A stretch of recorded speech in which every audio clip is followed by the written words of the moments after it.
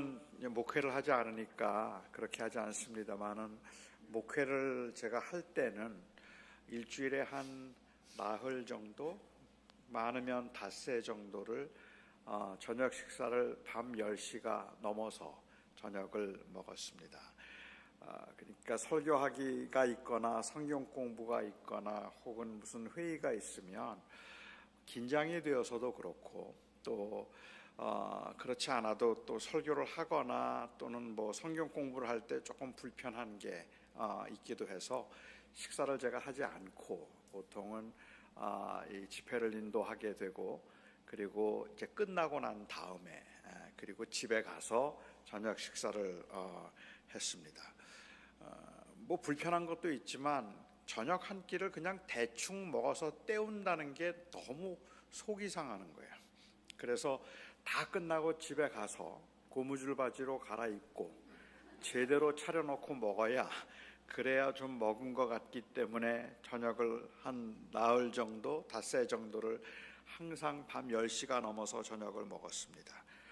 제가 저녁을 먹지 않고 집에 돌아오는 것을 아니까 제 아내는 제가 배가 고프다 그러면 아무리 피곤해도 불평하는 적이 없습니다. 불평을 하거나 아니면 짜증을 부리지 않고 항상 저에게 밥상을 차려줍니다. 그런데 저녁을 먹었는데도 어느 날은 이제 밤이 되면 좀 출출하기도 하고 뭐가 좀 먹고 싶은 생각이 들어서 제 아내에게 뭘 좀 먹자고 하면, 그러면 걱정 반 그리고 짜증 반, 원망 비슷하게 하면서 안 차려주려고 그래요. 특별히 자기가 피곤하고 귀찮은 날은 밥 차려달라는 저를 굉장히 못마땅해 합니다. 이런 제 아내를 여러분들은 이해가 되세요? 저는 먹을 걸 줄 때까지 재롱을 부립니다. 그리고 칭얼거리기도 하고, 그래서 결국은 제가 얻어먹고 자죠. 저는 제 아내하고 같이 살면서 깨달은 그 어떤 이 진리라고 할까요? 아니면은 제가 깨달았던 것 중에 하나는 귀여움은 귀찮음을 이긴다 그랬습니다. 그래서 저는 저의 그 귀여움으로 제 아내가 귀찮아하는데도 꼭 밥을 저에게 차려주죠. 저는 사실 뭐든지 먹는 게 제 관심사였기 때문에 제 아내가 짜증을 부리든 아니면 퉁명스럽게 저를 대하든 밥상은 그냥 대충 차려주고 잠자리에 들던 크게 상관하지 않습니다. 먹는 게 제 목표였기 때문입니다. 그런데 어느 날 제가 그냥 먹기 위해서가 아니라 제 아내가 얼마나 순종적인 아내인가 하는 걸 한번 보기 위해서, 그래서 제 아내를 한번 시험해 본다면 어떨까요? 얼마나 순종적인 아내인가 하는 것을 시험해 보기 위해서, 물론 저는 이런 시험을 해본 적도 없고 결과를 너무 잘 알기 때문에 이런 시험 하지도 않겠지만 한번 시험을 해보는 겁니다.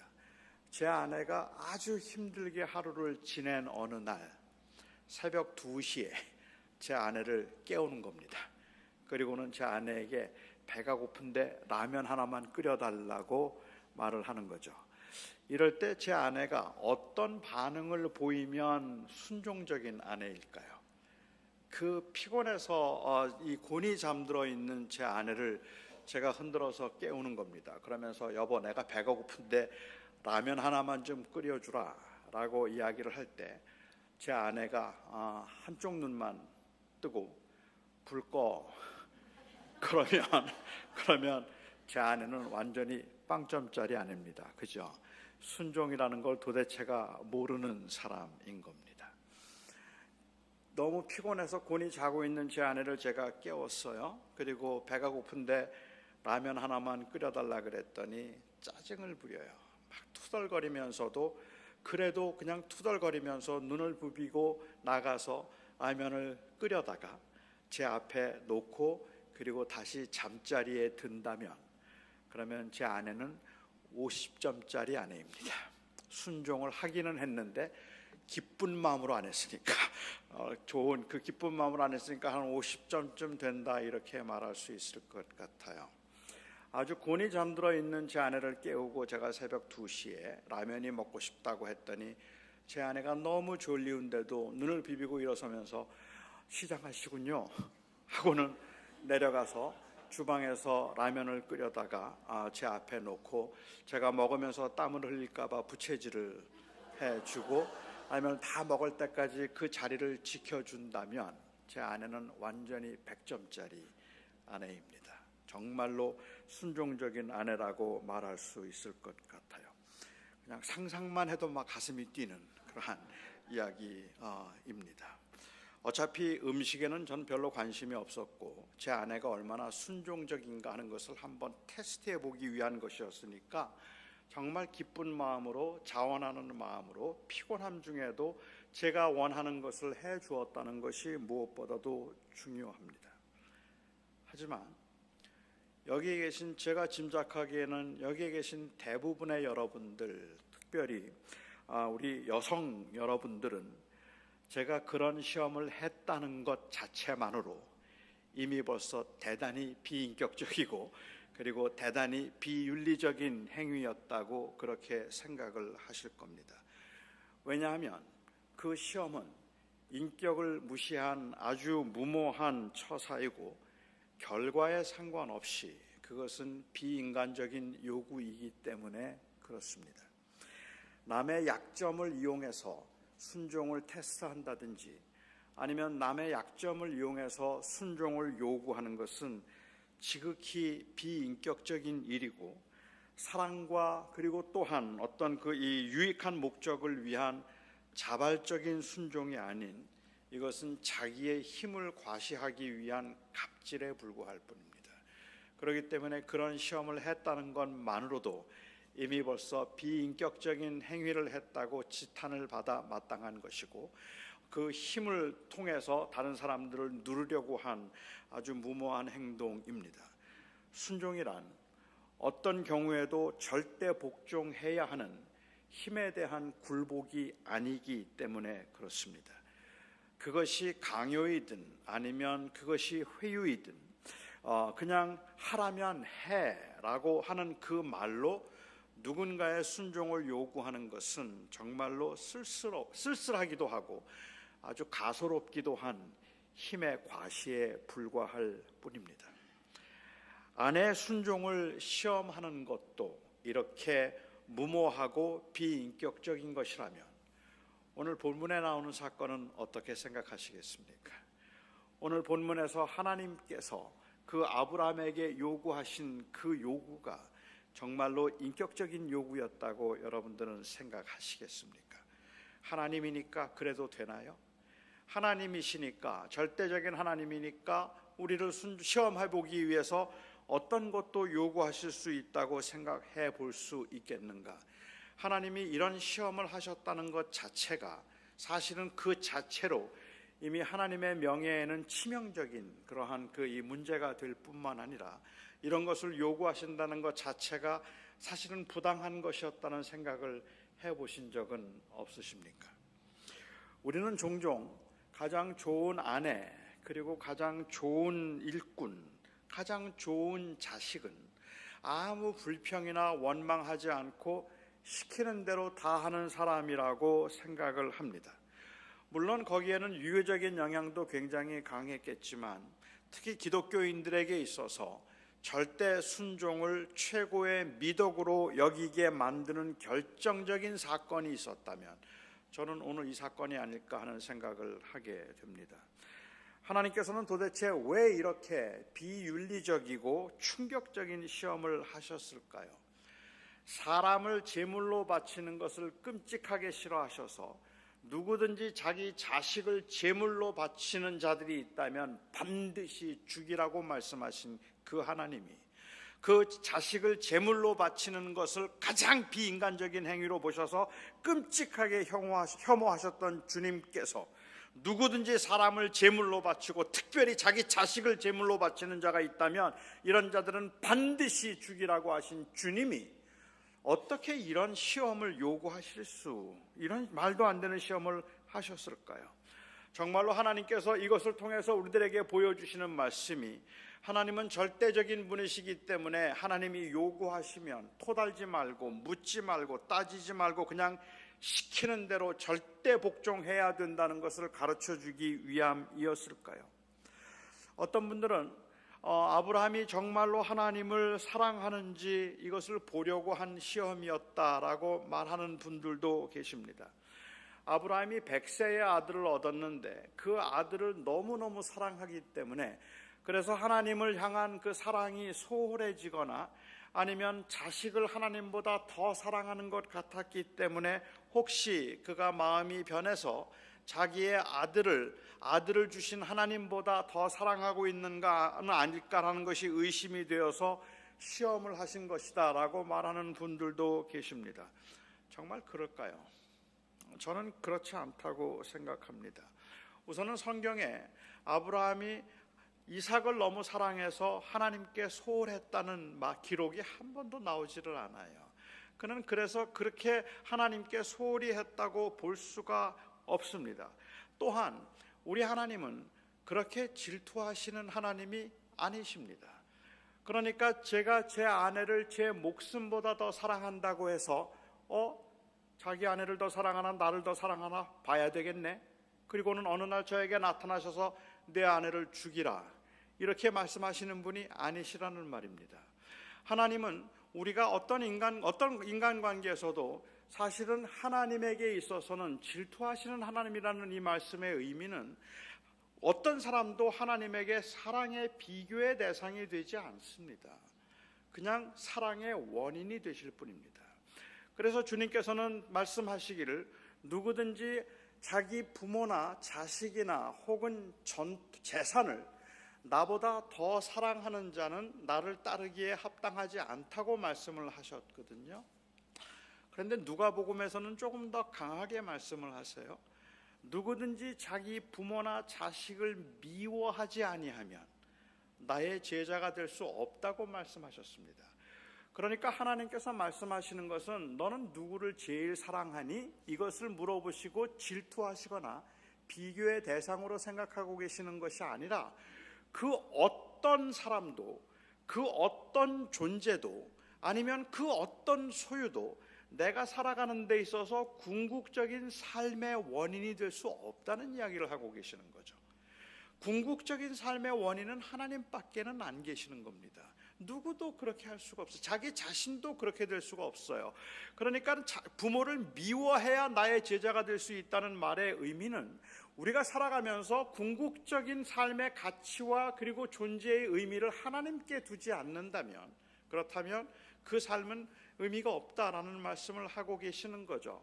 그런 의미에서라고 생각한다면 제가 제 아들을 너무 사랑해서 제 목숨을 줄 만큼 제 아들을 사랑한다고 하나님이 질투하시는 분 아니십니다.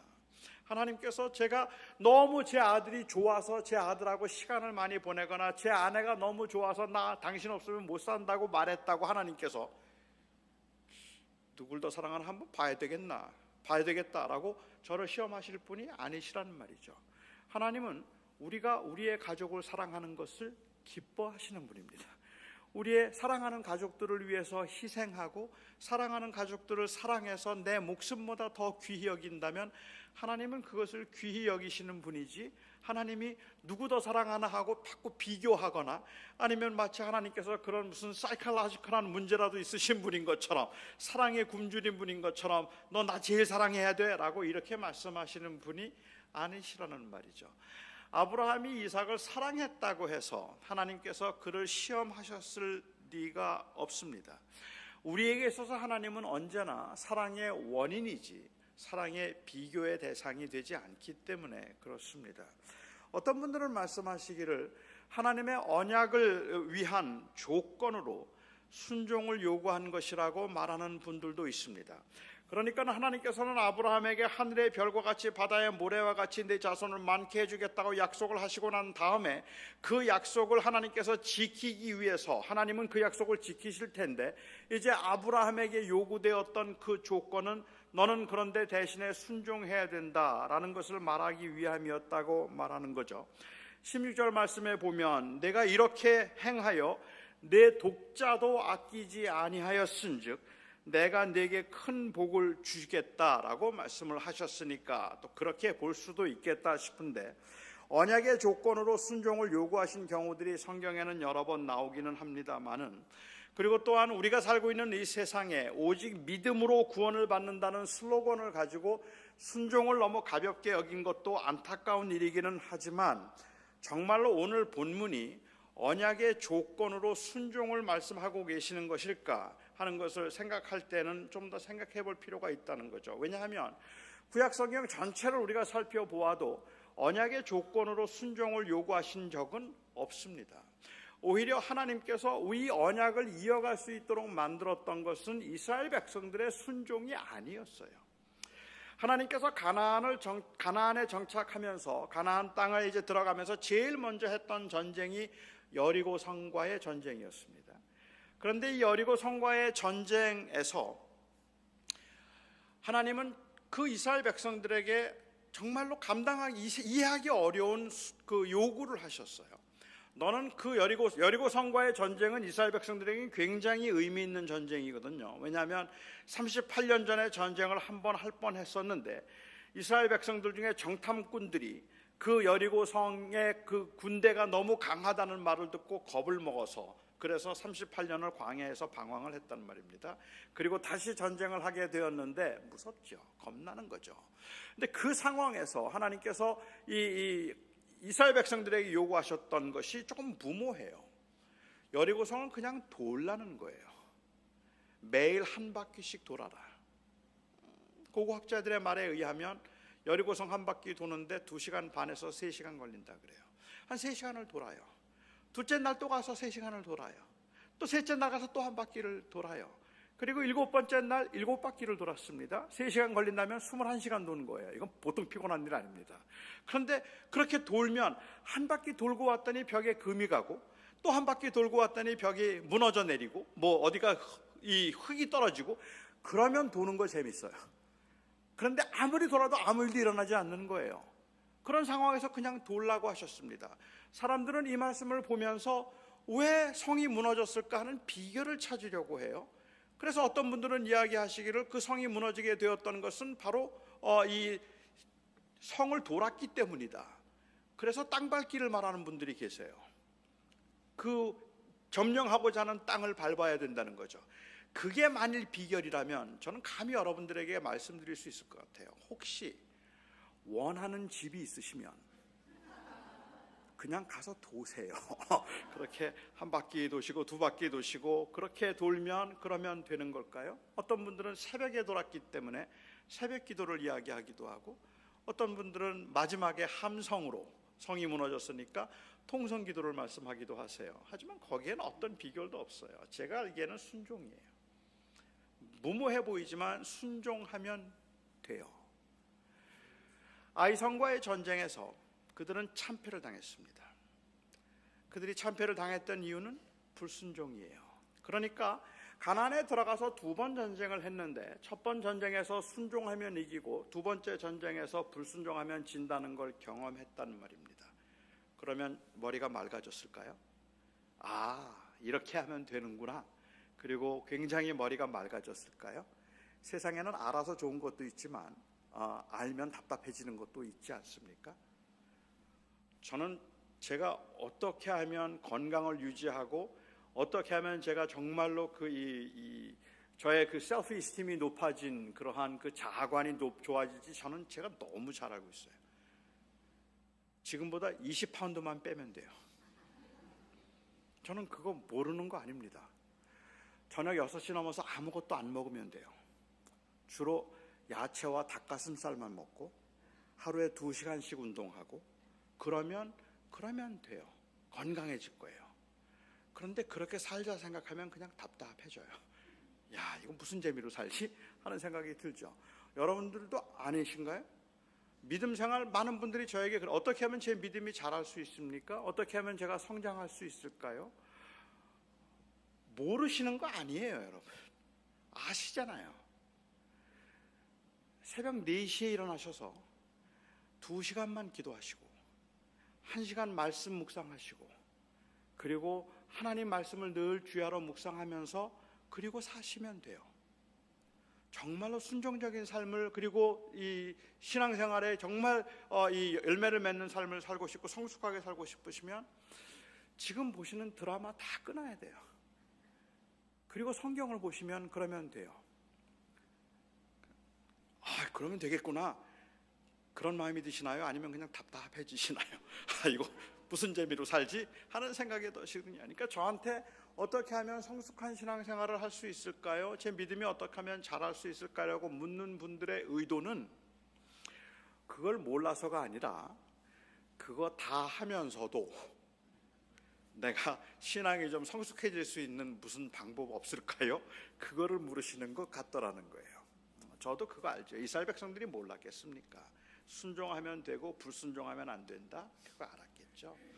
그런데 그 가나안에 들어가서 여리고성과의 전쟁을 하고, 그리고 이 아이성과의 전쟁을 통해서 순종과 불순종을 경험했던 그들을 북쪽으로 진군하기 전에 남쪽으로 25마일 정도 먼저 진군을 해서 모세가 명했던 땅 에발산과 그리심산이 있는 골짜기에 먼저 갔습니다. 그리고 그 에발산 쪽에 이스라엘 백성들의 반이 서고 그리심산 쪽에 백성들의 반이 섰어요. 레위 지파가 가운데 서서 율법을 낭독합니다. 축복과 저주의 글을 읽습니다. 누구든지 부모를 거역하는 자는 다 저주를 받으리라. 누구든지 외국인을 학대하는 자는 다 저주를 받으리라. 누구든지 성적 노예가 되거나 우상을 숭배하거나 안식일을 거룩하게 지키는 자는 전부 다 저주를 받을지어다. 에바선 쪽에 있는 백성들이 아멘 하고 말합니다. 얼마나 무섭고 얼마나 경계가 되는지 이미 벌써 순종과 불순종의 결과를 경험했던 그들이 그 앞에 아멘 하는데 그게 가벼운 아멘이 아닙니다. 그리고 하나님께서 네가 만일 순종하면 열국에 내가 최고로 세워줄 것이고 모든 민족 앞에 뛰어나게 하리라. 그러면 그리심산 쪽에 있던 사람들이 아멘 하고 이야기했단 말입니다. 그러니까 순종하면 되는 거고 불순종하면 안 되는 거잖아요. 이스라엘 백성들이 성공했을까요? 하나님께서는 바로 그 에발산과 그리심산에서 에발산에만 번제단을 쌓게 하셨습니다. 그리고 속죄제를 드리고 하나님께서 그 제사를 받으셨습니다. 그러니까 이스라엘 백성들이 넘어지고 흔들리면 그러면 그들을 돌이킬 수 있는 은혜가 있었기 때문에 가능했던 거라는 말입니다. 순종으로 되는 게 아니라, 우리는 순종으로 하나님의 복을 받았던 것이 아니라 순종해야 되는데 넘어지고 흔들리면 우리를 용서하셨던 은혜로 이스라엘 백성들은 살았던 겁니다. 그 가나안 땅에 살면서 수없이 넘어졌고 수없이 흔들렸지만 여전히 하나님의 백성으로 남아있을 수 있었던 것은 바로 은혜라는 말이죠. 그러니까 결국은 순종으로 하나님이 복을 받는다는 것을 아브라함에게 알려주시기 위해서 이 사건을 말씀해 주신 거라고 보기도 어려울 것 같아요.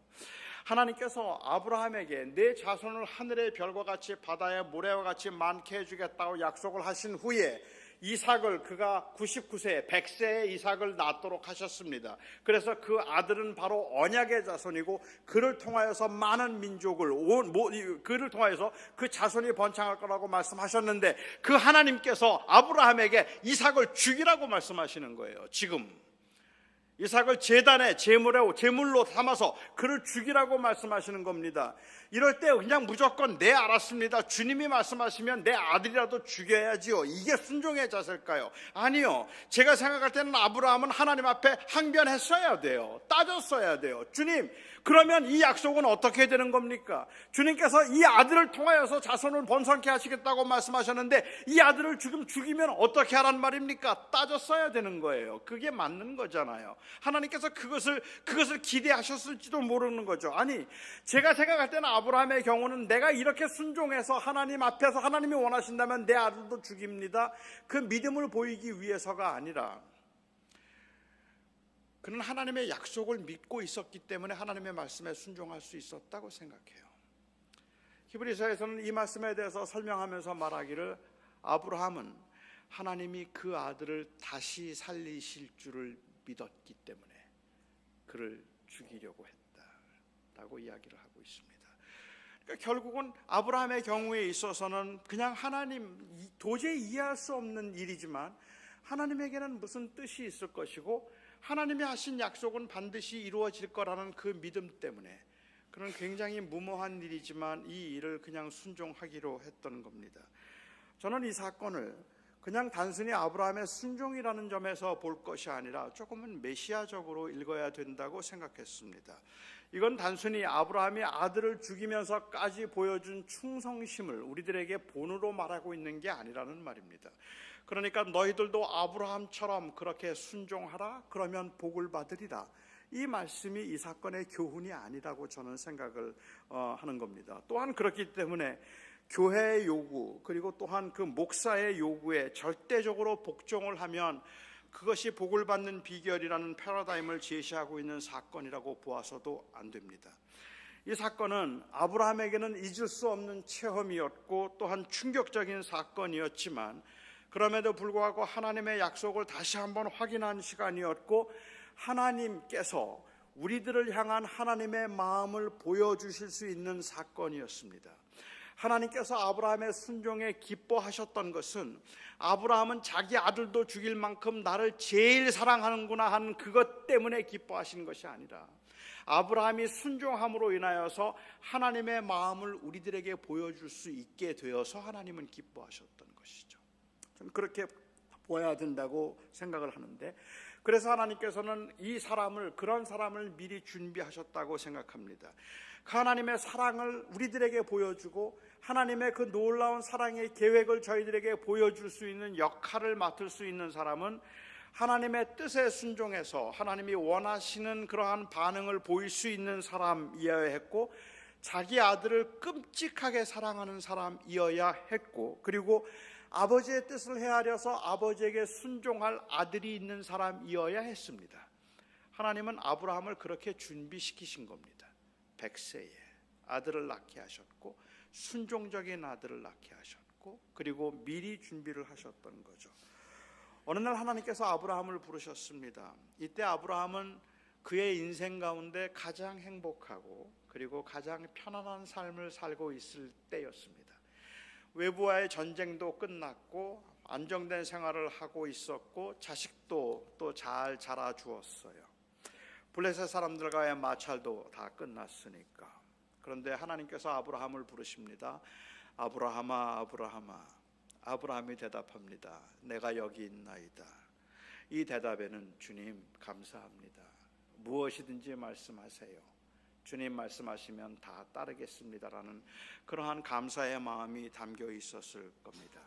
그런데 그날 하나님의 명령은 그야말로 청천벽력 같은 송두리째 그 행복과 그리고 또한 그가 지금까지 누렸던 감사의 마음을 다 뺏어갈 수 있는 그러한 요구였어요. 내 아들, 내 사랑하는 아들, 내 독자를 모리아산에서 제물로 바치라. 죽이라는 말입니다. 죽이라는 말입니다. 얼마나 놀랐을까요? 아마 그렇지만 그는 불평하지 않았습니다. 하나님의 명령이 심상치 않았고 상식을 벗어난 그러한 이것을 요구하시는 것이었지만 하나님의 성품을 알고 있었고 선하심을 알고 있었기 때문에 오히려 그래서 어떻게 그렇게 무식한 것을 나한테 요구할 수 있냐고 따질 수가 없었어요. 마음을 아마 하나님의 마음을 헤아려 보고 싶었겠죠. 왜 그러셨을까? 어제 제가 살펴본 것처럼 혹시 내가 뭘 잘못했나 생각도 했을 겁니다. 왜 하나님이 이런 무리한 요구를 하고 계실까 생각하면서 굉장히 두렵기도 했을 거고 제가 짐작할 때는 아마 밤새도록 잠을 한 잠도 못 잤을 겁니다.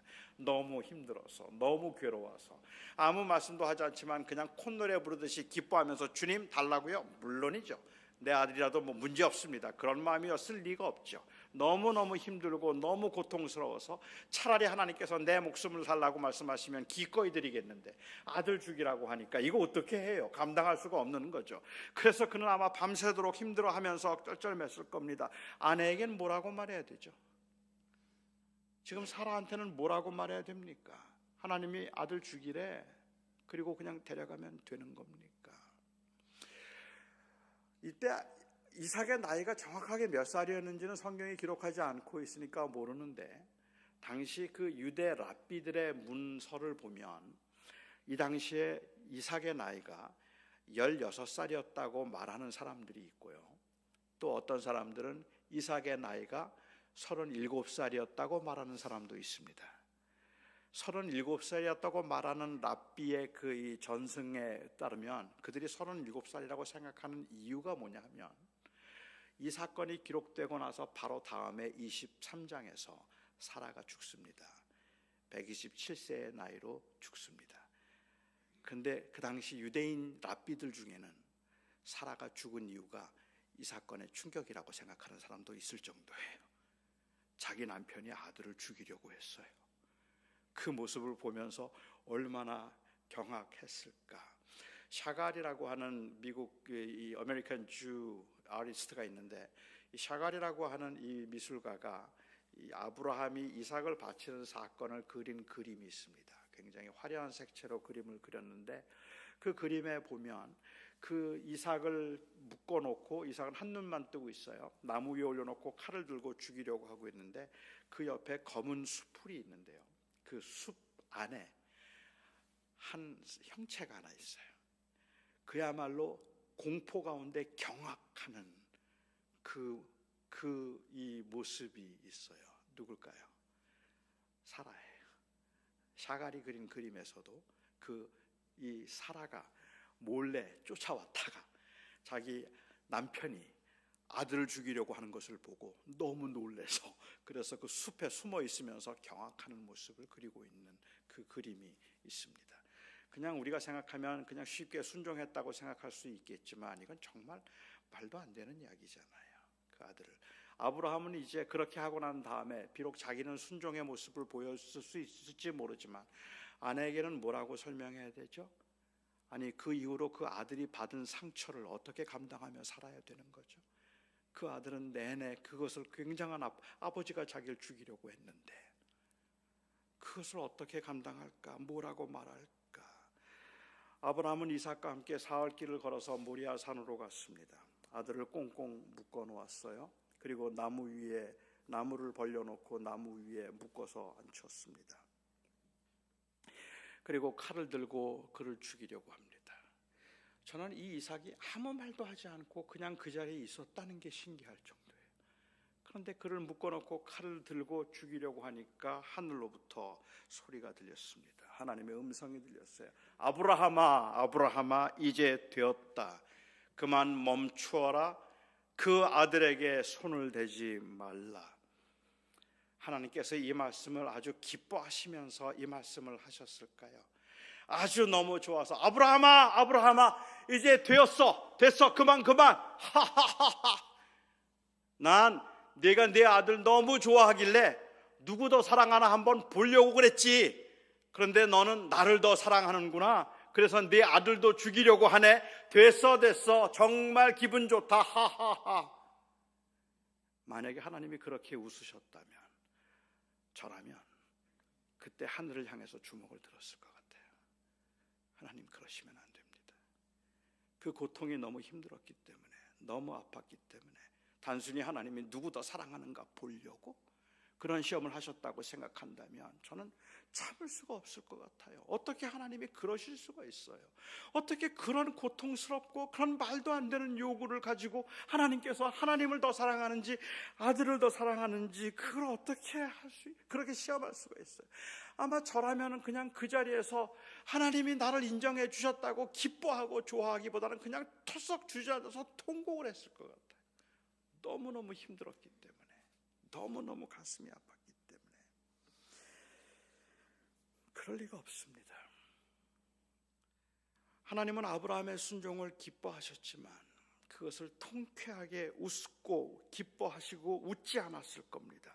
왜냐하면 그냥 인간적인 표현을 하자면 하나님의 고통은 그때부터 시작이기 때문에 그렇습니다. 이제 되었다, 그만해라 하고 아브라함의 손을 잡으시는 하나님은 당신의 독생자 예수님께서 직접 죽음의 길을 가셔야 되고, 그리고 그 저주와 심판을 받으셔야 할 그 죽음을 생각하셨기 때문입니다. 우리는 칼을 든 아브라함의 이 손을 붙드시는 하나님의 마음을 헤아려 볼 때 하나님이 우리를 얼마나 사랑하시는지를 알 수가 있습니다. 세상에서 벌어지는 여러 가지 많은 복잡한 일들을 보면서 하나님이 저를 사랑하지 않는 것 같고, 고난을 당하고 어려운 일을 만날 때마다 하나님이 나를 정말 사랑하지 않는가라고 생각할 텐데, 그런 저희들에게 하나님께서 내가 너 얼마나 사랑하는지 아니? 하고 그 사랑을 확증해주고 보여주기 위해서 하나님께서는 역사의 한 순간에 바로 그 당신의 아들 예수 그리스도를 십자가에 못 박아 저주하심으로 그 백성들을 사랑하시고 구원하실 계획을 아브라함을 통해서 보여주신 거죠. 그러니까 이 사건에서 강조하고 있는 건 아브라함의 순종이 아니라 아들의 순종입니다. 그리고 그 아들을 우리를 위해서 주신 하나님의 마음입니다. 그 아버지의 마음. 그 주님께서 저희들에게 하나님이 세상을 이처럼 사랑하사 독생자를 주셨으니 이는 저로 말미암아 그를 믿는 자마다 구원을 얻게 하려 하심이라. 이게 바로 하나님의 사랑이었다는 말입니다. 그러니까 이 사건은 단순히 아브라함이 얼마나 순종적이고 우리는 얼마나 순종해야 되는가를 말하고 있는 것이 아니라, 다시 말하면 아브라함이 하나님을 얼마나 사랑했는가 하는 것을 말하고 있는 것이 아니라, 하나님이 우리를 얼마나 사랑하셨는가를 말씀해 주기 위해서 준비하신 사건이었다는 말이죠. 나는 아브라함은 그 아들을 죽이지 않았어요. 하지만 하나님은 그 아들을 죽이셨어요.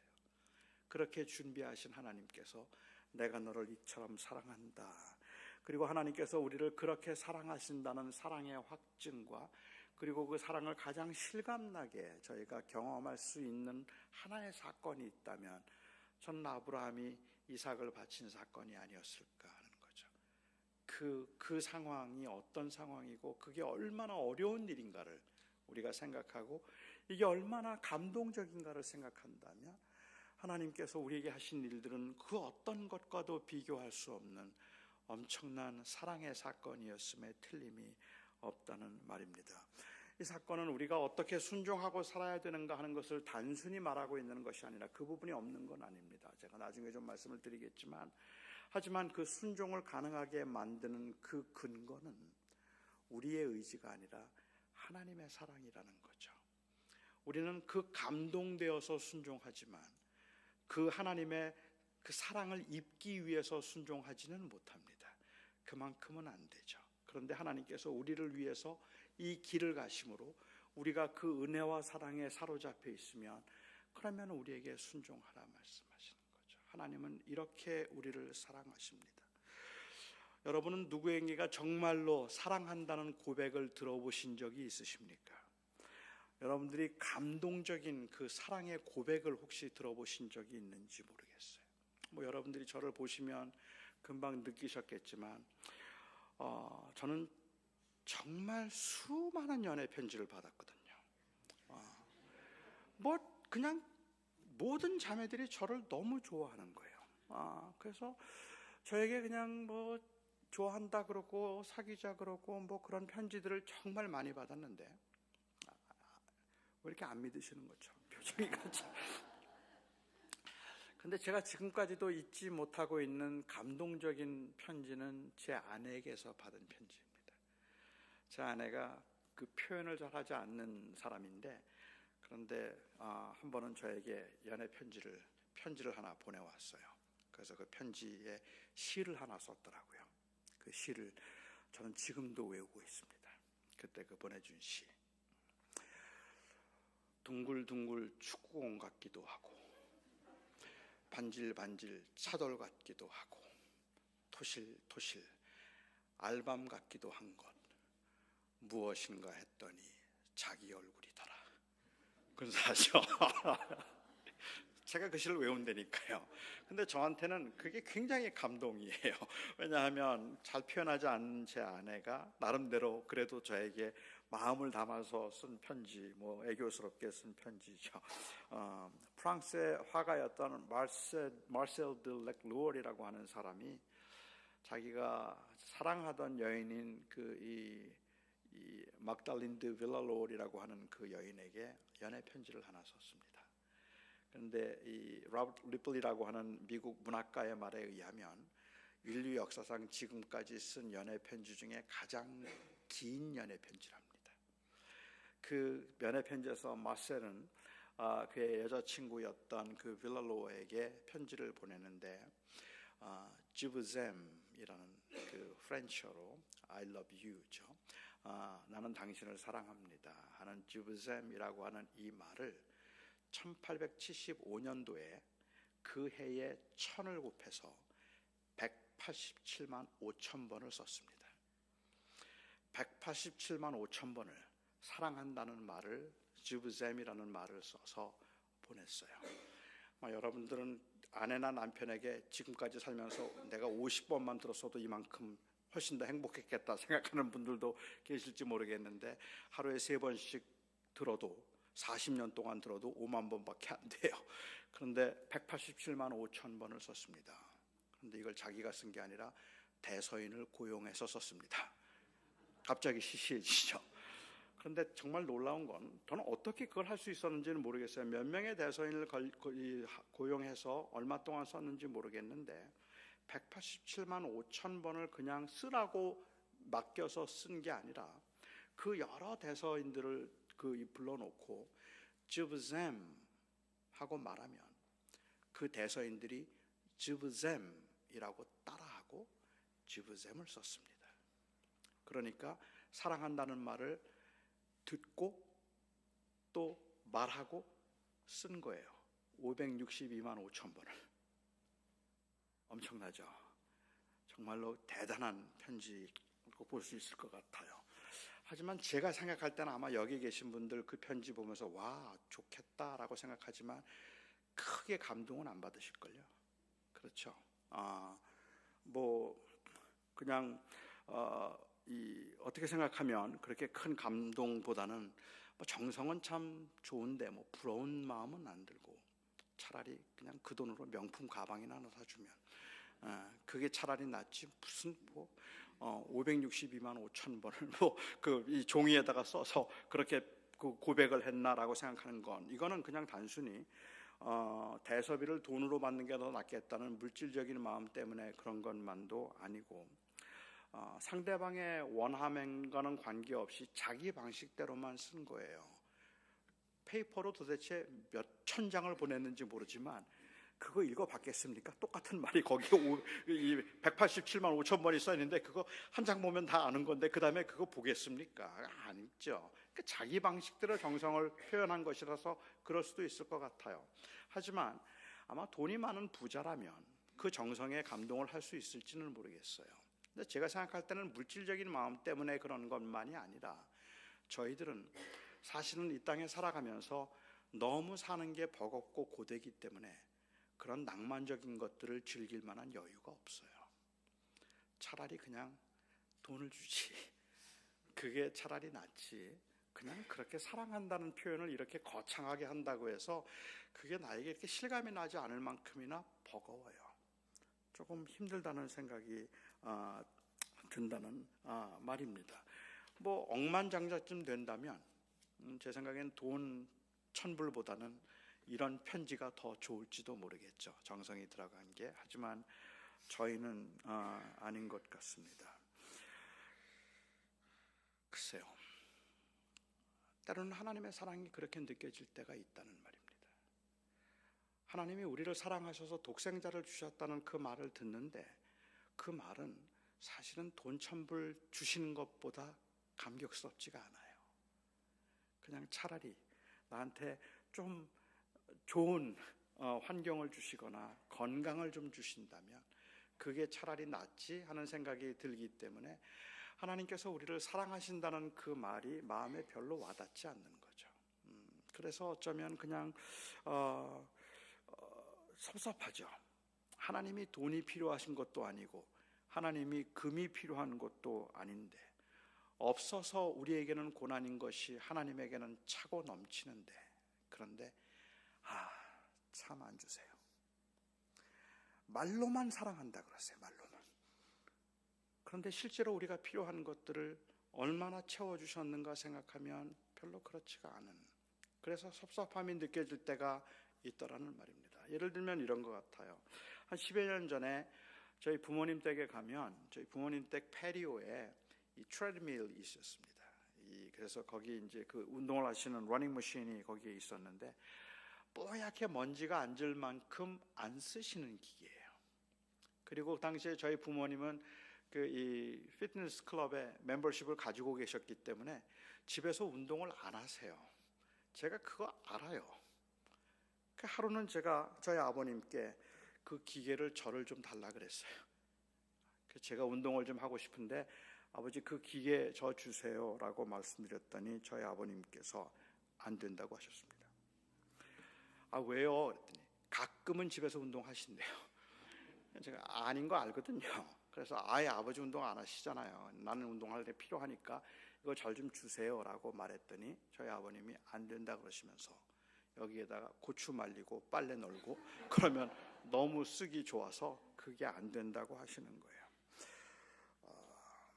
그래도 제가 장남인데 그거 좀 주실 만도 한데, 그리고 저는 그게 필요한 거고 저희 아버님에게는 필요가 없는 건데 그거 달라고 했는데 저희 아버님이 안 주셨어요.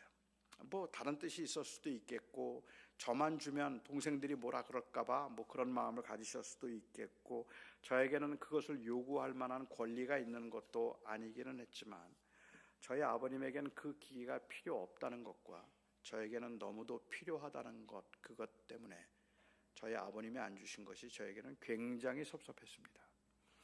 게다가 마지막에 제가 하도 조르니까 내 거 내 마음대로 하는데 네가 무슨 상관이냐 그러시는데 더 화가 나는 거예요. 더 화가 나는 거죠. 하나님도 때로는 그러신 것 같다는 말입니다. 만유의 주제이시고 창조주로서 세상 모든 것에 대한 소유권을 가지고 계신 분이지만 제가 필요로 하는 것 중에 하나님이 필요한 건 하나도 없습니다. 오늘 저녁에라도 여기 계신 여러분들 집에 돈 1,000불 그냥 집 앞에 갖다 놓으신다고 하나님이 힘든 일 없어요. 하나님은 그거 하실 수도 있는 분이세요. 내일 새벽에라도 우리가 어려웠고 힘들어하는 것들을 좀 도와주실 만한 정도의 좀 돈을 주신다면 그러면 얼마나 좋을까. 뭐 하나님 그건 제 거 아니니까 안 주셔도 하는 수는 없겠죠. 이거 해보면 줄게 저거 해보면 줄게 말씀하시면 너무 절박하니까 뭐 기도라도 해보고 순종도 해보고 교회 봉사라도 해보고 하나님 좀 주세요라고 말할 수도 있겠죠. 하지만 세상에서 벌어지고 있는 부당한 이러한 그 불공평한 기아 그리고 또 재앙의 그만두고라도 당장 우리의 삶의 현장에서도 사실은 하나님은 참 인색한 분이라는 생각이 들 때가 많이 있습니다. 이 세상에서는 비록 되는 게 하나도 없는 것 같고 항상 부족한 상태에서 살고 있음에도 불구하고 우리의 가슴을 먹먹하게 하도록 하나님의 사랑을 확인할 수 있을 때가 있습니다.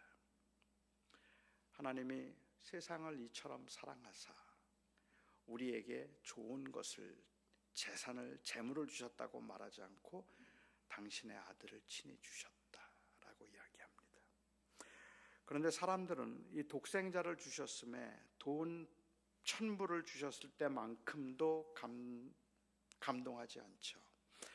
독생자보다 건강이 더 필요하고 그리고 독생자보다 직업이 더 필요합니다. 아니 독생자가 궁극적으로 필요한 이유도 건강과 형통 때문입니다. 왜 그럴까요? 제가 생각할 때는 우리 인간이 당하고 있는 이 절망적인 상황을 하나님이 보시는 것처럼 보지 않기 때문이라고 저는 생각합니다. 인간이 생명을 포기하고 나면 그러면 살아있는 동안에 편리하고 편안하게 사는 게 제일 더 큰 궁극적 가치가 돼요. 하지만 만약에 살 수 있다면 그 사람에게는 살아남는 것보다 더 소중한 것은 없는 겁니다. 우리에게 만약에 시한부 생명이 되어서 몇 달, 얼마를 살지 못한다면 그 살아있는 동안에 잘 먹고 잘 즐길 수 있으면 뭐 그렇게 그냥 살다 가는 거지라고 생각할 수 있겠죠. 그것은 포기했을 때입니다. 끝났다고 생각할 때. 하지만 만일 다시 살 수 있는 길이 있다면 우리는 정말 가진 걸 다 팔아서라도 다시 살려고 할 겁니다. 왜냐하면 그 생명이 무엇보다도 소중한 거니까. 하나님이 보시기에 인간에게 가장 궁극적으로 필요한 것은, 그리고 궁극적으로 인간을 행복하게 만들 수 있는 유일한 조건은 돈이 아니었어요. 생명이었어요.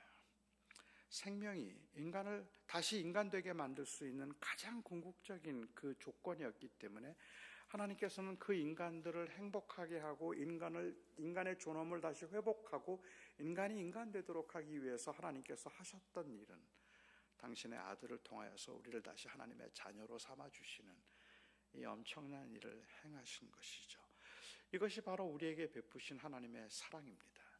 성경은 우리의 인간의 이 비참한 상태에 대해서 인간은 아무리 돈을 많이 벌어도, 인간이 아무리 좋은 대학을 나와도, 사람이 아무리 좋은 집에 살고 아무리 이 은퇴 후를 완전히 다 보장을 해 놓았다고 하고 몇 대에 이르도록 그렇게 살 만큼 돈을 충분히 모아 놓았다고 할지라도 인간은 궁극적으로 불행합니다. 그를 불행하다고 보여주는 것은 죽음이에요. 그래서 그 죽음의 문제가 해결되지 않으면 인간에게는 아무 소망이 없는데, 바로 인간에게는 아무런 소망이 없어서 무엇을 하든지 무엇을 이루었든지 인간은 궁극적으로 불행하다라는 말을 성경에서 표현할 때는 죄인이라는 말을 씁니다. 모든 사람이 죄를 범하여 하나님의 영광에 이르지 못함으로 모두가 다 죄인이다. 그런데 우리는 그 죄라고 하는 것을, 그 죄인이 되었다는 것을 절망적 상태로 이해를 하는 것이 아니라 그냥 어떤 그 마음의 컨디션 정도로만 생각을 하는 그러한 경향이 있는 것 같아요. 그러니까는 죄라는 것을 좀, 죄인이라는 말을 가볍게 여기는 거죠. 제가 고등학교 2학년 때 주님을 영접했습니다. 그리고 난 다음에 저희 부모님은 뭐 교회를 한 번도 가보신 적이 없으니까 저희 부모님에게 전도를 해야 되겠다는 생각을 했어요.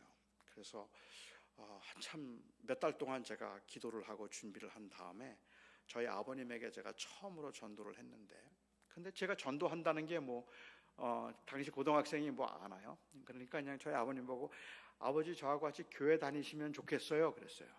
같이 교회 다녀요. 그리고 저희 아버님이 한마디로 교회 필요 없다 그러시더라고요. 나는 교회 같은 거 필요 없다. 그래서 제가 아니에요 아버지, 모든 사람은 다 죄인이기 때문에 예수님을 믿고 죄사함 받고 구원받아야 돼요. 아버지도 예수님 믿고 죄사함 받고 천국 갈 수 있으면 좋겠어요 라고 말씀을 드렸습니다. 그러자 저희 아버님이 내가 무슨 죄인이냐 그러시는 거예요. 내가 무슨 살인을 했냐, 도둑질을 했냐, 내가 지은 죄라고는 너희들 키우느라고 고생한 것밖에 없는데 무슨 내가 죄인이냐 그러시는 거예요. 그 말을 딱 듣는 순간 저는 저희 아버님이 죄인인 것을 증명해야 될 거룩한 사명이 느껴졌습니다. 저희 아버님이 죄인인 걸 증명을 해야 되겠다 생각해서 아버지는 혹시 잊어버리셨는지 모르겠는데 제가 초등학교 5학년 때 아버지 술 잡수고 들어오셔서 약주하시고 들어오셔서 자고 있는 저희들 막 발길로 차고 욕했던 거 기억 안 나세요? 아버지가 화가 나서 어머니하고 싸우면서 어머니한테 손찌검 하려고 하는 거 내가 본 적이 있는데 아버지 안 그러셨어요? 아버지는 살면서 거짓말 한 적 한 번도 없으세요? 아버지는 남의 물건에 욕심을 내신 적도 한 번도 없으셨어요? 저는 그날 저희 아버님께 무지 맞았습니다. 세상에 이렇게 무례한 자식이 어디 있어요?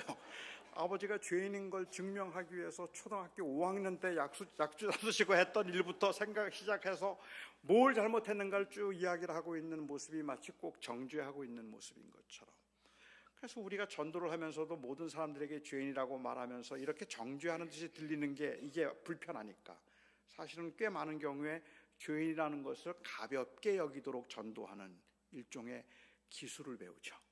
그래서 사람들이 다 죄인이라는 것을 인정하게는 하는데 가볍게, 가능하면 마음에 상처받지 않도록 말하는 거죠. 사람이 살다 보면 거짓말 안 할 수 없어요. 선생님이나 저나 살다 보면 거짓말도 조금씩 하게 되고 또 남의 거 보면 또 갖고 싶은 마음도 생기잖아요. 그죠? 선생님도 그렇죠. 저도 그래요. 예, 그렇죠. 그러니까 다 우린 죄인인 거예요. 그죠? 예, 그렇죠. 예수님께서 우리를 위해서 십자가에 죽으셨어요. 그러니까 그를 믿기만 하면 그 죄가 다 사함을 받아요. 그럼 죄에 대해서 심각성도 없는데 글쎄요, 그냥 믿는다 그러세요. Just say yes. You'll have eternal life. Say yes. 그냥 그 공짜예요. 그냥 좋은 거잖아요. 예. 저하고 잠깐 기도하실까요? 오늘 주님을 영접하신 또 한 영혼이 주님께 돌아왔습니다. 그리고 기도하는데 이분은 감동도 없는 거예요. 그러니까 우리는 죄인이라는 말을 가능하면 가볍게, 상처 안 받게 말을 하려고 하는데 이게 모순이잖아요. 성경이 모든 사람이 죄인이라고 말을 할 때는 모든 사람들이 다 조금씩은 죄를 지어서 상태가 더럽다 아니면 악하다 그 뜻이 아니라 모든 사람들이 죄인이라는 말의 의미는 하나님으로부터 떠나 있기 때문에 모든 인간이 절망적이라는 뜻이에요. 잘 살아도 못 살아도 건강해도 100년을 살아도 150세를 살아도 인간은 궁극적으로 불행하다. 그러니까 인간이 죄인됨을 증명하기 위해서 성경이 사용하고 있는 그 증거는 죽음이에요. 그리고 이 문제를 현대인들의 경우 그 이후에 모든 인간들은 체념해 버리니까, 그러니까 그 문제가 가장 심각한 문제가 아닌 거예요. 돈 문제가 제일 심각한 문제지, 살아있는 동안에. 하지만 다시 살 수만 있다면, 우리에게 그 영원한 생명이 주어져서 우리가 다시 하나님의 자녀가 되는 권세를 회복할 수만 있다면, 이것은 우리 인간에게는 가장 궁극적인 문제의 해결인 거죠. 바로 하나님은 그 문제를 해결하기 위해서 우리가 가난해도 괜찮다고 감히 말해줄 수 있고, 아프고 힘들어도, 그리고 어린 나이에 세상을 떠났는데도 괜찮다고 말해줄 수 있는 인생을 정말로 의미 있게 만들어줄 수 있는 그 유일한 조건인 생명을 하나님께서 우리에게 주기 위해서 당신의 아들을 주기로 하셨단 말입니다. 그렇게 당신의 아들을 우리에게 하나님께서 허락해 주시면서 하나님께서 우리에게 보여주신 바로 이 얼마나 우리를 사랑하는지, 우리가 돌아오기를 얼마나 원하시는지, 그리고 또한 그래서 하나님께서 우리에게 주실 그 아들이 얼마나 소중하고 귀하고 세상에 백만장자가 되는 것보다 더 귀하고 더 아름답고 더 놀랍고 더 영광스러운 일이 바로 내가 너를 위해서 내 아들을 주었다는 거야. 이것을 보여주기 위해서 하나님께서는 아브라함의 사건을 준비하신 겁니다. 그러니까 이 아브라함의 사건을 통해서 하나님이 저희들에게 말씀하고자 하시는 것은 너 나 얼마나 사랑하니 그 질문이 아닙니다. 너 나 얼마나 순종할 수 있니 하는 그 질문이 아닙니다. This is not to say how much you love me. No. 하나님께서 여기서 말씀하신 건 How much do you love me? 그 질문이 아니에요. Do you know how much I love you? 내가 너 얼마나 사랑하는지 너 아니? 하는 그 말이에요. 아무리 힘들고 아무리 아파도 아무리 부족한 것 같고 아무리 연약해 보이고 세상에서는 정말로 어떻게 저렇게 살지라고 생각할 만큼이나 사는 게 답답하고 암울해 보인다고 할지라도, 모든 사람들이 볼 때 실패한 인생인 것처럼 이야기를 하는 그러한 사람의 인생이라고 할지라도, 마치 나사로처럼 그렇게 그 주인의 집에서 떨어지는 이 부스러기 음식을 먹으면서 살아야 됐던 그 불쌍해 보이고 초라해 보이는 사람이라고 할지라도 그 사람이 오히려 행복한 사람이다라고 말할 수 있는, 천하의 모든 것을 다 누렸던 그 부자가 행복한 게 아니라 오히려 나사로가 행복했다라고 말할 수 있는 바로 그 위대한 가치죠. 그래서 주님께서 이 사건을 통해서 우리들에게 말씀해 주고 계시는 것은 How much do you love me? 내 아들을 주기까지 나를 사랑하니? 그 말씀이 아닙니다. 오히려 Do you know how much I love you? I love you so much that I gave my only son for you. 내가 너를 사랑해서 내 아들까지 줬잖아. 그 말씀을 하기 위해서 주님은 아브라함의 사건을 준비하셨다고 생각합니다. 그러니까 결국 우리가 지금 기대하고 있는 순종은 그리스도의 순종으로 인해서 가능해진 그리스도의 순종에 대한 반응일 뿐입니다. 주님께서 우리들에게 말씀하시죠. 옛사람에게 말한 바 살인하지 말라는 말을 너희가 들었거니와 나는 네게 이르노니 누구든지 형제를 미워하는 자, 형제에게 욕하는 자 다 살인한 자니라. 옛사람에게 말한 바 간음하지 말라는 말을 너희가 들었거니와 나는 네게 이르노니 누구든지 여자를 보고 음욕을 품은 자는 간음한 자니라. 주님이 우리에게 물으실 겁니다. Now, can you do it?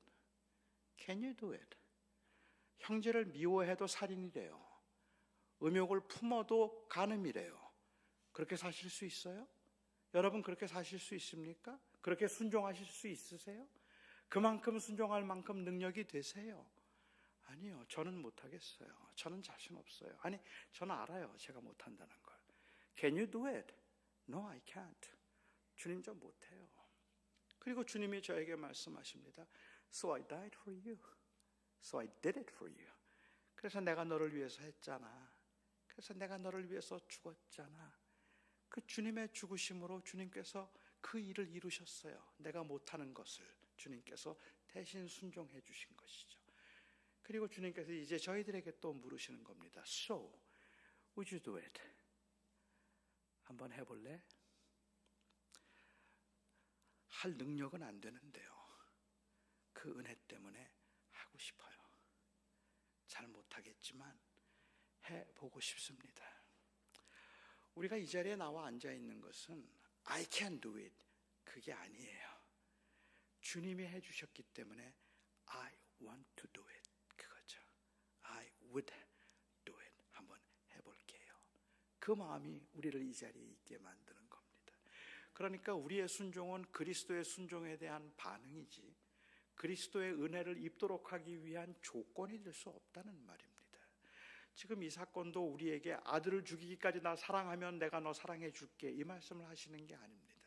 오히려 내 아들을 주기까지 내가 너를 사랑했으니 이제 너는 내 아들이라 말씀하시고 내 딸이라 말씀하시고 이 땅에 사는 동안에 저희는 그 은혜 때문에 주님 I would 해볼게요. 또 한번 해볼게요 하는 그 순종이 가능해지는 겁니다.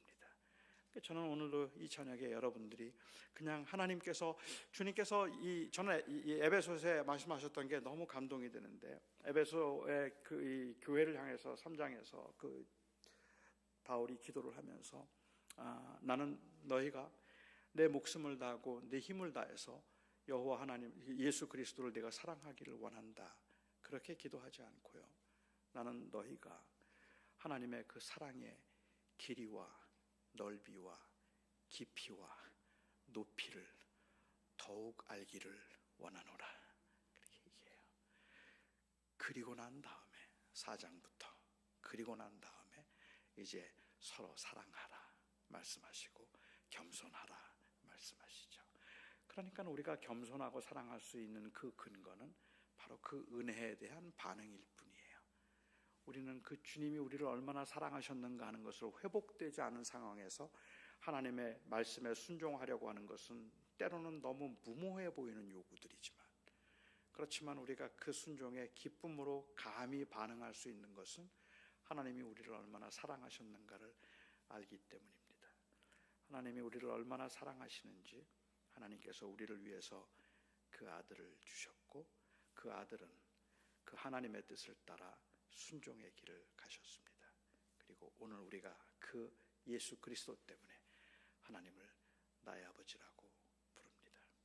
그래서 오늘 우리들이 하는 하나님 앞에 주님 주를 섬기며 살겠습니다라는 그 고백은 그것은 바로 그 그리스도의 순종에 대한 반응이고 그리고 화답이고 감사입니다. 기도하겠습니다. 자비로우신 나의 아버지 하나님, 우리가 얼마나 부족한지요. 주님, 마음을 먹었다가도 다짐을 했다가도 쓰러지고 넘어지기를 수십 번 수백 번이고 그렇게 결심했다가 흔들리고 결심했다가 넘어지면 우리는 너무 우울해져서 이제는 아무것도 하고 싶지 않을 그러한 마음도 생기기는 합니다. 하지만 우리의 그런 마음에 상관없이 우리를 사랑하셔서 그 아들을 주심으로 내가 지금 당장 원하는 것들을 주님이 주지 않으시는 것 같다 하더라도 하나님의 사랑을 확증할 수 있게 하여 주신 주님 진심으로 감사합니다. 그 은혜 때문에 주님이 부르시는 그날까지 이 땅에서 순종하며 살고 싶습니다. 주님의 말씀에 순종하며 주님과 동행하는 삶을 살고 싶습니다.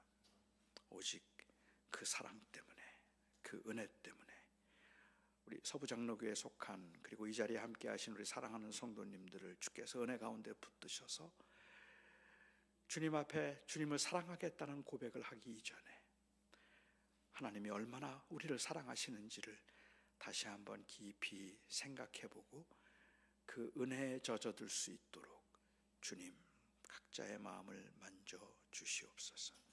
예수님의 이름으로 기도하옵나이다. 아멘.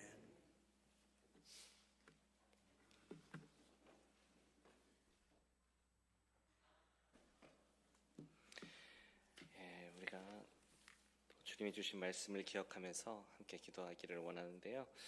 우리 또 어제 했던 그 찬양을 다시 한번 같이 하고 우리 주님의 사랑을 기억하고 또 우리 안에 주신 그 귀하신 은혜를 다시 한번 기억하며 또 예수님 안에 있는 그 충만한 은혜, 우리 아버지의 사랑을 기억하며 찬양합니다.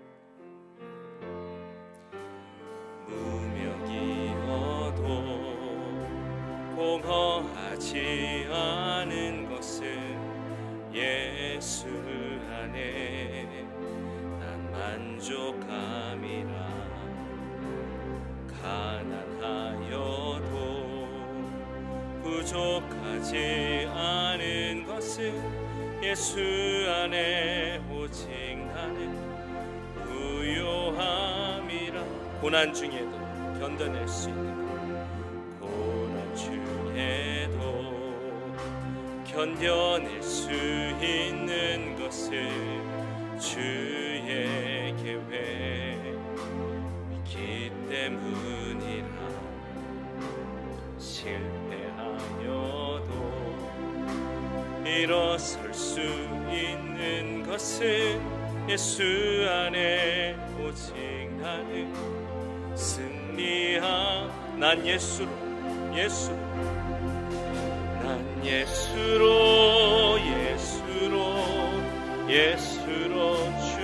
충만하네. 난 예수로 충만하네. 난 예수로 충만하네.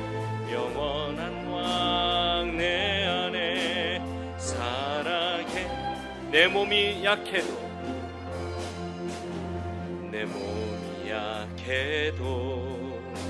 낙심하지 않는 것은 예수 안에 난 완전함이라. 화려한 세상 부르지 않은 것은 난 예수로 충만하. 난 예수로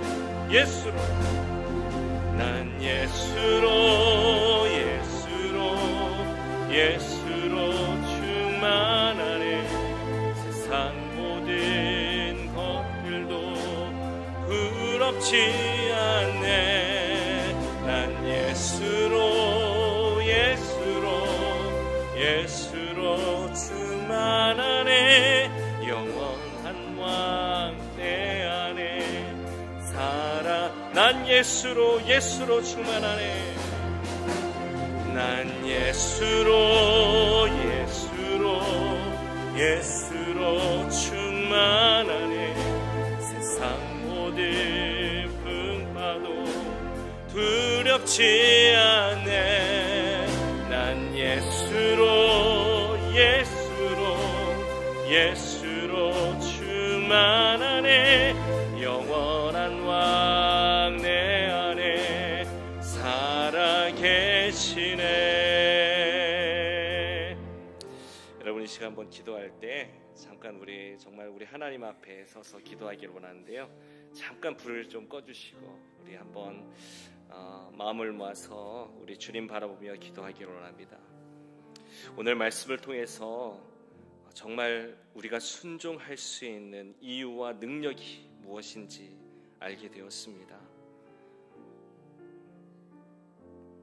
예수님의 사랑을 모른다면, 하나님이 우리에게 어떻게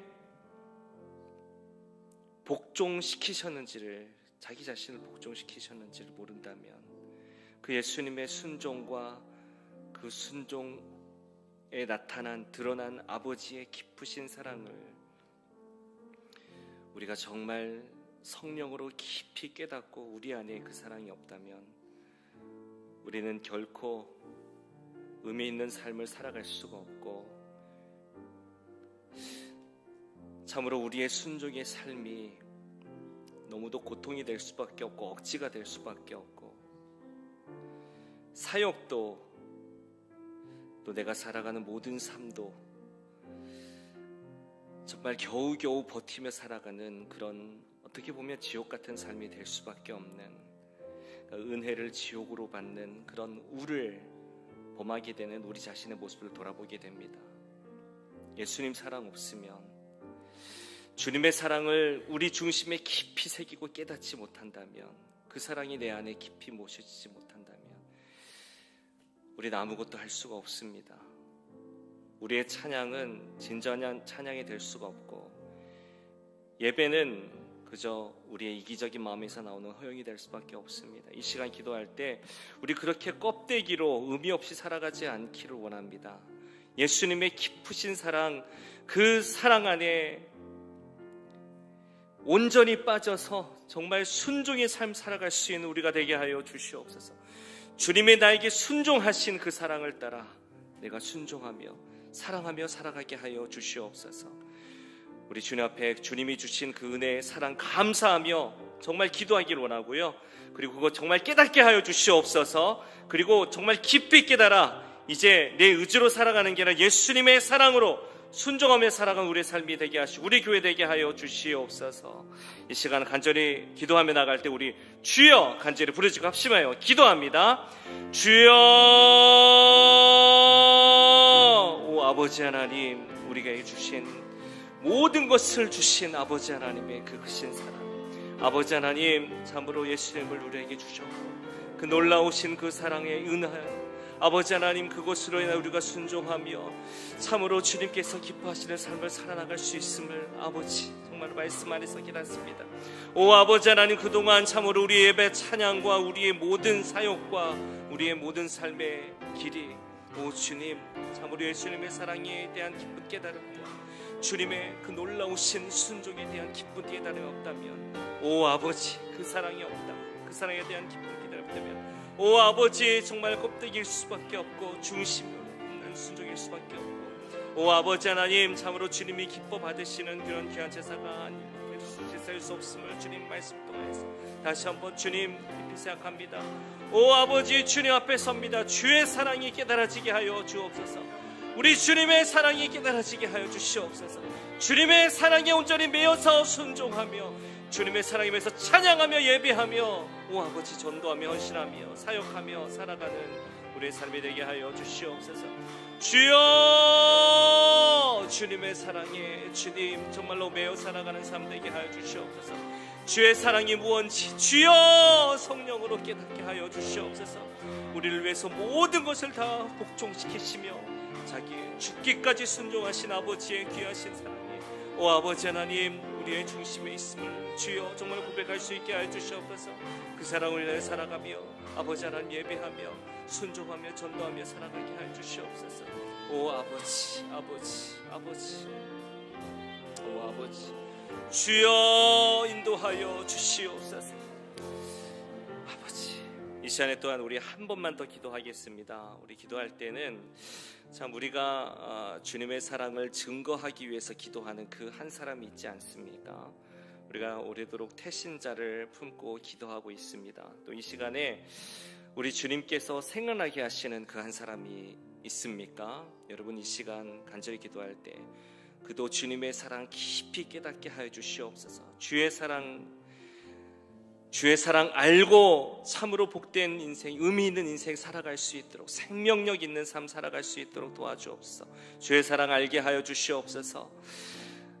여러분 가족을 위해서, 여러분 자녀를 위해서 주님의 사랑에 대한 깊은 그 은혜와 그 깨달음이 우리 자신을 통하여서 정말 증거되어질 수 있도록 도와주시라고 우리 주님의 도우심을 간절히 구하면서 우리 태신자를 위해서, 우리 사랑하는 자녀들, 가족들을 위해서, 여러분 이웃을 위해서, 혹 여러분 정말 내가 주님의 사랑에 대한 정말 깊은 그 깨달음, 은혜를 더욱더 체험하기를 원한다면, 아직도 내 마음이 냉랭하여서 닫혀있는 것 같다면 이 시간 기도하면서 성령의 도우심을 간절히 구하면서 기도하기를 원합니다. 우리 이러한 마음으로 우리 자신과 우리 태신자들과 이웃과 가정과 자녀들과 우리 주의 사랑이 필요한 자들을 주께서 생각나게 하시는 그 한 사람을 생각하면서 이 시간 주여 도와주시옵소서, 주의 사랑 깨닫게 하옵소서, 만져주시옵소서, 성령으로 깨닫게 하여 주옵소서, 주의 사랑으로 살아가게 하여 주시옵소서. 이 시간 다시 한번 주여 간절히 부르짖고 기도합니다. 주여, 오 아버지 하나님, 주여 도와주시옵소서. 오 아버지, 참으로 죽기까지 순종하시며 오 아버지, 우리에게 보여주신 아버지 하나님의 놀라우신 그 사랑, 아버지 하나님, 참으로 우리 사랑하는 이웃들이 깨닫게 하시고 우리 자녀들이 깨닫게 하시옵소서. 그 마음에 주여 주님의 사랑에 대한 그 뜨거움으로 말미암아 아버지 하나님, 참으로 우리의 살아가는 모든 삶이 참으로 죽어가는 삶이 아니라 의미 없는 삶, 껍데기 삶이 아니라 참으로 사랑하는 삶, 아버지 하나님, 참으로 순종하며 나갈 수 있는 삶, 주를 따라갈 수 있는 삶, 오 아버지 하나님, 참으로 주님 앞에 헌신할 수 있는 삶일 것입니다. 아버지 하나님, 참으로 의미 있고 복된 삶인 것을 주님 깨달아 알게 하여 주시옵시고 그 길로 나갈 수 있도록 인도하여 주시옵소서. 아버지 하나님, 주의 사랑이 필요한 이웃들과 우리 사랑하는 가족들을 위해서 기도하며 우리가 오래도록 기도한 태신자들을 위해서 기도합니다. 주여 만져주시옵소서, 어루만져주시옵소서, 주의 손으로 도와주시옵소서. 아버지여, 성령으로 깨닫게 하시옵소서.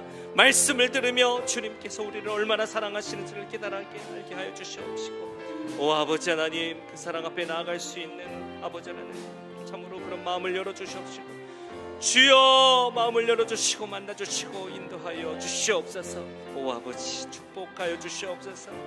주여 인도하여 주시옵소서. 인도하여 주시옵소서.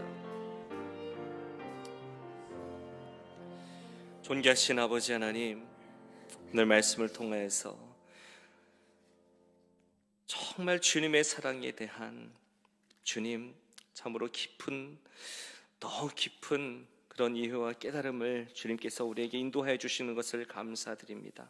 하나님 아버지, 어떻게 주님께서는 순종하셨는지, 우리에게 모든 것을 다 주신 그 아버지의 사랑으로 충분합니다. 오 아버지 하나님, 그것 하나만으로 우리가 정말 오늘 이 삶을 뜨겁게 살아갈 수 있는 은혜를 우리에게 허락하여 주시옵소서.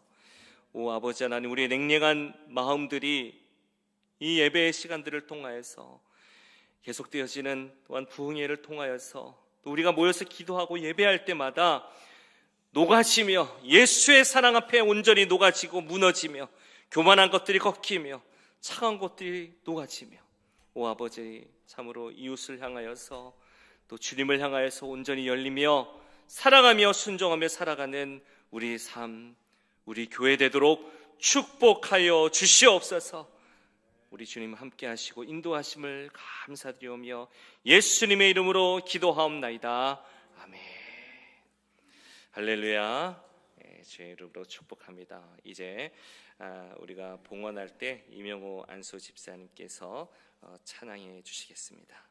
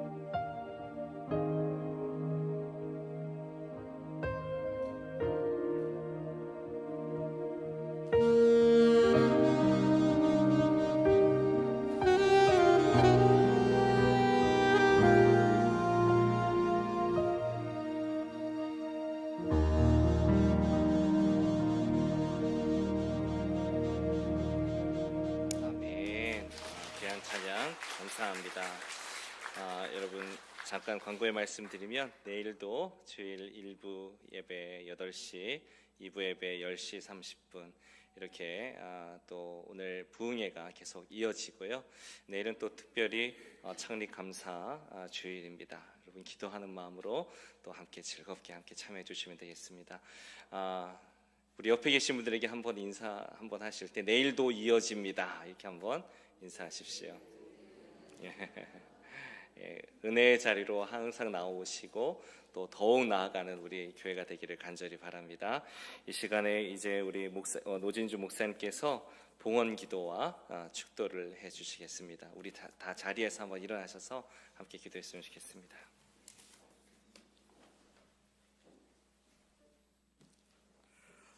오 자비로우신 아버지 하나님, 저희가 정말 하나님의 은혜를 안다 생각해서 믿음으로 살아보겠다고 다짐을 했지만 그렇게 다짐하고 믿음으로 살려고 하다가도 넘어지고 흔들리고 쓰러지면 우리는 좌절하고 낙심합니다.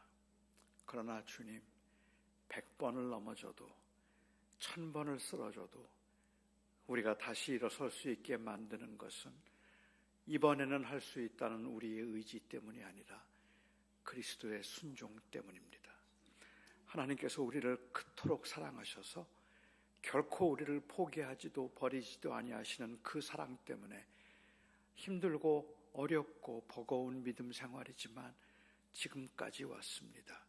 앞으로도 주님 지속적으로 그 믿음의 길을 걸어갈 수 있기를 소망하며 바로 그 그리스도의 순종과 사랑으로 주님께서 친히 흘리신 그 보혈의 공로로 여기에 주님의 교회를 세우셨습니다. 아버지 하나님, 이 교회에서 누가 그 그리스도의 놀라운 은혜 앞에 우리의 것을 자랑할 수 있겠습니까? 오직 주님만 존귀케 되는, 그리고 주님만 영화롭게 하는 교회가 되게 하시고 주님만 높아지는 교회가 될 수 있도록 주께서 주님이 교회를 세워주시옵시며 그런 간절한 마음으로 이 교회가 주님의 영광을 드러내는 교회가 되며 우리의 삶이 하나님 앞에 드려지는 삶이 되기를 원하는 간절한 마음으로 오늘도 정성껏 헌금하셨습니다. 아버지 하나님, 이 예물을 주님께 우리가 올려드립니다.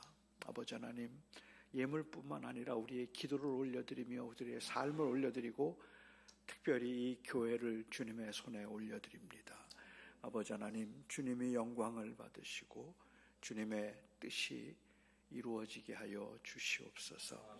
그렇게 믿음으로 또 그리스도의 은혜에 감사하며 예수 그리스도의 순종 때문에 내가 산다 고백하고 세상을 살아가며 다시 한번 일어서기를 소망하고 힘을 내서 주님을 바라보는 거룩한 주의 백성들과 주께서 세우신 이 교회, 그리고 교회에 세우신 모든 지도자들 위에 우리를 사랑하신 우리 주 예수 그리스도의 은혜와 하나님의 그 극진하신 사랑하심과 성령의 교통하심, 충만하심이 영원까지 함께 하시기를 간절히 축원하옵나이다. 아멘.